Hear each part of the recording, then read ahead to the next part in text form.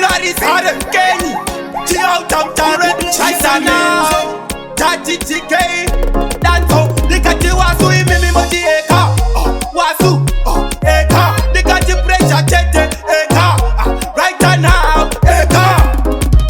Diri kutake munu wangapa iwe na korieti Batinda wana tafita asi wendo ya choiri kurame ya kamera na pute wa ingei Chii Chamisa diri kutake munu wangapa iwe na korieti Batinda wana tafita asi wendo ya choiri kurame ya kamera na pute wa ingei Chii Boisi yangu kana paine kabato kandino farire panyika Kagungano ziku black shadow Nikafekwa mutare ndichaende kuHarare Kumbare kubore kote ku black shadow Munga buyengeze weta ripoti airport roti poti inini Dino da black shadow White spot kana black spot American dino the black shadow Diri kutake munu wangapa iwe na korieti Batinda wana tafita asi wendo ya choiri kurame ya kamera na pute wa ingei Chii Chamisa diri kutake munu wangapa iwe na korieti Batinda wana tafita asi wendo ya choiri kurame ya kamera na pute wa ingei Chii Chamisa Ambai kuko fota shotire ipapo Wasu ikuru kota shotire ipapo Dobati genyi shotire ipapo Waskwere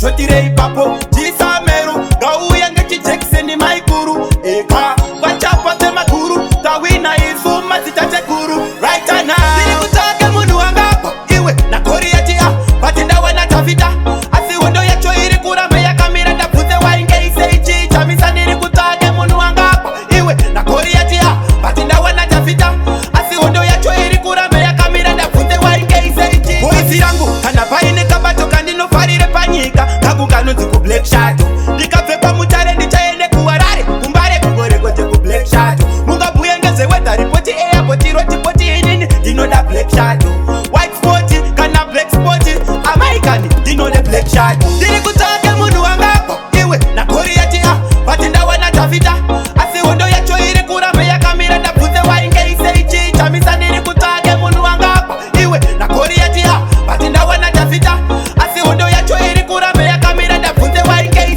Chii Chamisa Ambai kuko fota shotire ipapo Wasu ikuru kota shotire ipapo Dobati genyi shotire ipapo Waskwere shotire ipapo Jisa meru gau yange chichekse ni maikuru Eka wachapa te makuru Tawina isu mazitache kuru right now Jisa me